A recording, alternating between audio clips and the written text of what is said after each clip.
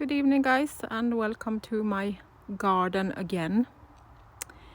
So it's time to look at the papers that we made yesterday. So I have had a lot of questions about the time in the oven and the water, and I didn't realize there were so many new followers that haven't seen my old recordings. So I might need to do another one with more specific details about how I do this. If you're interested, you can go back. I have several recordings where I do different eco-dyeing, so you can find that in earlier videos. But I will do another one where I do everything step by step, so you can see how you do it. So I decided in the last minute, when I filled up the tray with water to cover the papers, that I would put in a little bit of blue brush powder, and that's why these papers are a bit gray. I'm not so fond of when the leaves turn yellow, and often they do that when they are new and early in the season. They are filled with this yellow colors. So I did put in a little bit of ultramarine brush powder.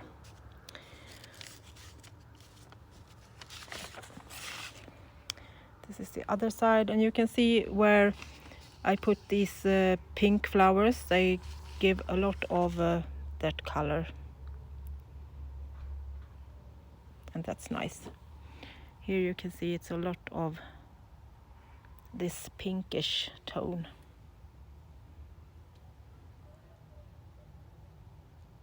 And here you have the lilacs peeking through, and here we have a bud from that, and we also have a little hole.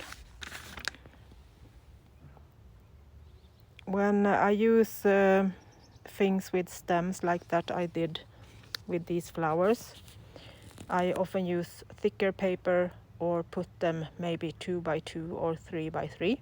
You can do that too. They are still beautiful on the back, so I will do that the next time I use this 80 grams paper, so we won't get these holes in the middle of the paper. Sometimes where we have a bud that is thick and press this together, it will make these holes. But you can see that these papers turned out great. I had hoped for more blue as I put in the brush powder, but it's so much yellow in the early seasons, so they didn't even go green. Gray and pink.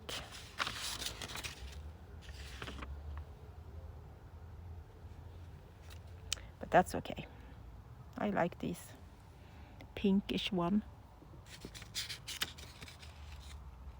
Here you can clearly see the lilacs.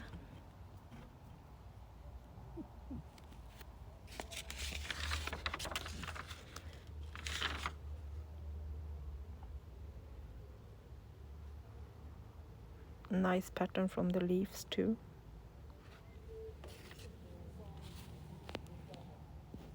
More lilacs.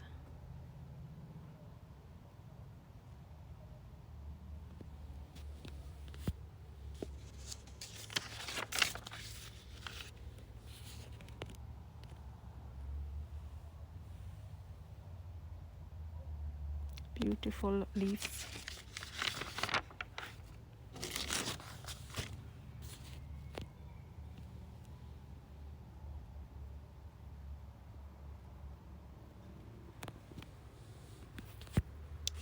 like that pattern. And this one was near the bottom, so it didn't get so many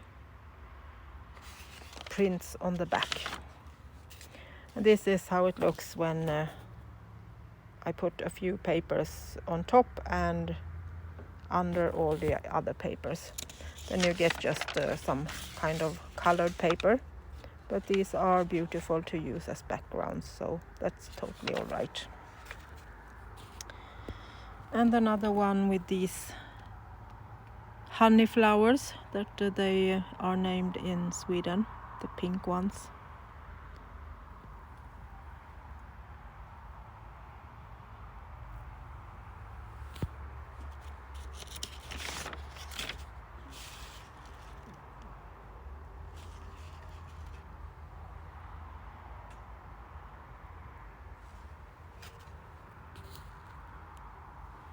You can clearly see I left some with the stems on. That's nice to see too, if it won't break.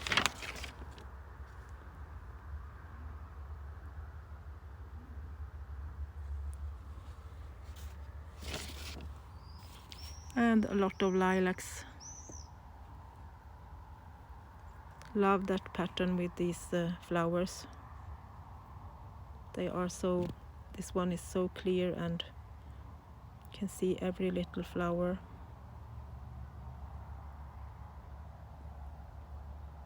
Even if I just throw them in.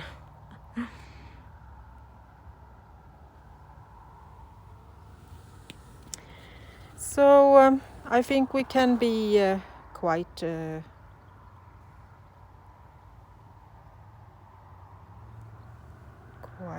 satisfied with these. So I just need to get out again, pick some more flowers and start all over again tomorrow. So then I will give you the measurements and what more I use to get better prints and how I do when I put them in or on top of the stove. So more details in the next recording, and please go and look at my older ones because I have different colors, different papers, different textures, so you can find a lot of ideas in those old recordings. So thank you for tonight. Me and Nico are off to bed, and early in the morning we will get out again and go pick flowers. So until next time, bye bye from Sweden.